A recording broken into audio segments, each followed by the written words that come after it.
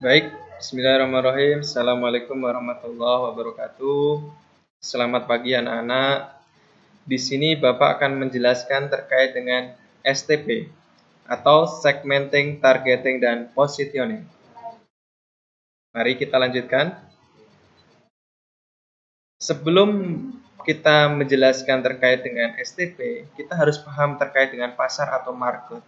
Pasar itu apa? Pasar itu adalah seperangkat pembeli aktual dan potensial dari suatu produk atau jasa. Pasar itu luas, besar, beragam, tidak mudah bagi perusahaan untuk melayani semua pelanggan di pasar tersebut. Perusahaan harus mengidentifikasi segmen pasar mana yang dapat dilayaninya dengan efektif.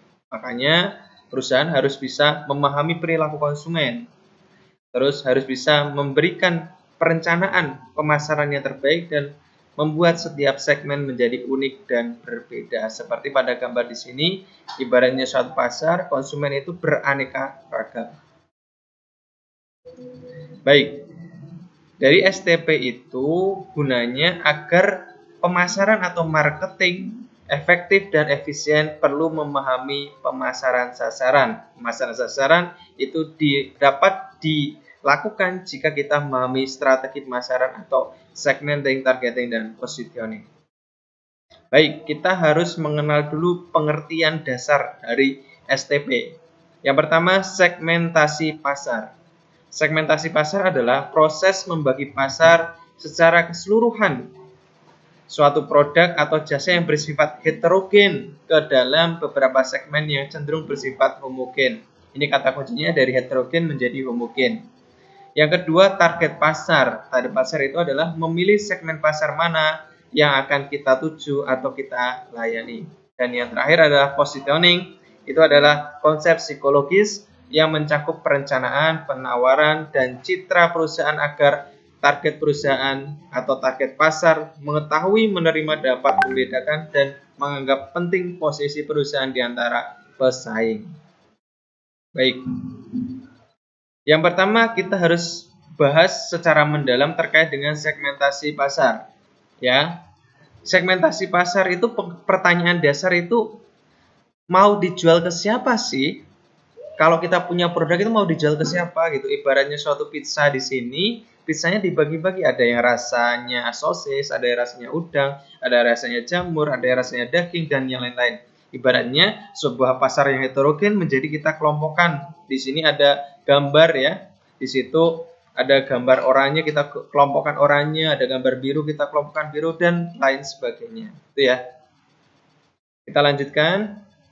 Baik. Nah, tingkat segmentasi pasar itu dibedakan menjadi 4. Yang pertama, pemasaran segmen. Kita harus bisa menentukan karakter segmen pasar. Yang kedua, pemasaran ceruk. Nah, di sini lebih menyasar pada segmen konsumen yang lebih sempit ya. Yang ketiga adalah pemasaran lokal. Ini kelompok pelanggan yang lokal atau masyarakat daerah.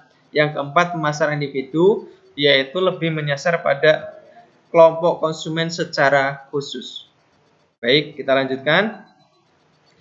Klasifikasi segmentasi pasar kita bisa melihat atau mengelompokkannya berdasarkan apa? Yang pertama berdasarkan perilaku. Apakah dia sering membeli atau tidak? Berapa seringnya? Berapa banyaknya? Gitu. Bisa kita beda-bedakan. Yang kedua, demografis. Demografis ini kita lihat dari aspek pendapatan, distribusi populasi, usia, pekerjaan, gender, pendidikan, dan lain sebagainya. Terus ada psikografis, itu ada attitude, nilai, dan gaya hidup. Geografis, ada di mana sih konsumen kita. Terus benefit atau keuntungan, seperti konsumen suka yang murah meriah, cepat dan mudah. Dan yang terakhir ada etnis, ya, suku, ras, dan etnis. Kalian bisa lihat contohnya Apple dan Advan itu sama-sama smartphone, tapi pasar yang dikejar itu berbeda-beda. Karena kalau Apple itu lebih kepada konsumen secara khusus seperti itu. Sama halnya dengan ini Facebook, Twitter, dan Instagram, sama-sama media sosial, tapi menyasarnya pada segmen pasar yang berbeda gitu ya. Kalian bisa lihat sekarang fenomenanya ya. Kita lanjutkan. Targeting pasar. Nah, targeting pasar ini harus yang pertama terukur, terus substansi, dapat diakses, dapat didiferensiasikan atau dibedakan ya. Terus dapat ditindaklanjuti, ibaratnya kalau tidak sesuai dengan produk kita eliminasi, itu ya. Lanjut. Nah, ini cara menentukan pasar sasaran ada 6 cara. Yang pertama, yang P itu adalah produk, yang M itu market ya. Ada P1 sampai P3 itu produk 1 sampai P3 sampai produk 3, dan M1 sampai M3 itu market 1 sampai market 3. Yang pertama single segment concentration, berarti kita memilih satu produk hanya melayani satu pasar. Nah, beda lagi dengan selective specialization. Ini ada kita memilih, jadi setiap satu produk melayani satu pasar, tapi setiap bagan itu ada gitu ya. Terus product specialization, berarti satu produk melayani seluruh pasar. Nah, yang keempat ada market specialization, berarti satu pasar dilayani ketiga produk. Dan yang terakhir ada full market coverage. Nah, di sini kita membuat produk semuanya melayani seluruh pasar. Nah, ini agak heterogen ya. Ini agak susah. Oke, lanjut. Ada pemasaran global terstandarisasi. Kalian bisa baca ya. Pemasaran global terkonsentrasi dan pemasaran global terdiferensiasi. Lanjut. Ya. Positioning pasar sih. Nah, ini pertanyaannya apa? Gimana caranya agar kita diingat konsumen itu bagaimana? Karena begitu banyaknya produk, pastinya konsumen akan bagaimana sih cara mengingatnya gitu ya terhadap produk kita gitu. Nah, ini bisa kita bahas ya. Yang pertama ada 3 kultur ya, kultur konsumen global. Yang pertama, brand ini pasti sudah mengglobal, McDonald's ya, McDonald's. Terus yang dari luar negeri seperti itu banyak kan. Terus yang kedua fish and chip dari UK, United Kingdom. Ini kalau misalnya makan fish and chip itu dari konsumen asing dari United Kingdom atau dari Inggris.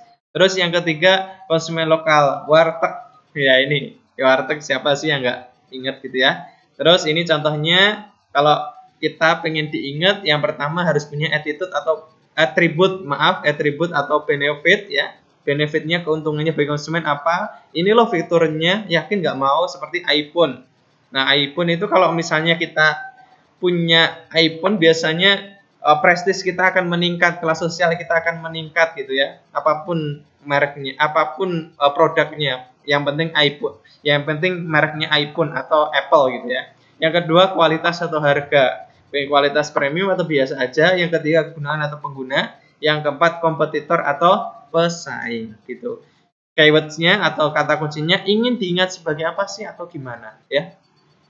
Baik, nah di sini Bapak mengklasifikasikan yang high price dan high price, low price, dan low quality sama high quality berdasarkan quality sama price. Nah, di sini kalian bisa lihat kelompok Nokia ini lebih ini ya, dulu pemimpin pasar, sekarang sudah ada saingan banyak sekali. Sekarang saya kalau misalnya high price sama high quality Apple sama Samsung, mungkin ini bisa diperdebatkan ya. Nah, baik. Untuk pelajaran hari ini Bapak cukupkan sekian. Nah, kalian bisa melihat, bisa mengunduh dari Google Classroom ya, seperti itu, dan bisa bertanya secara langsung di Google Classroom tersebut. Baik, terima kasih. Assalamualaikum warahmatullahi wabarakatuh.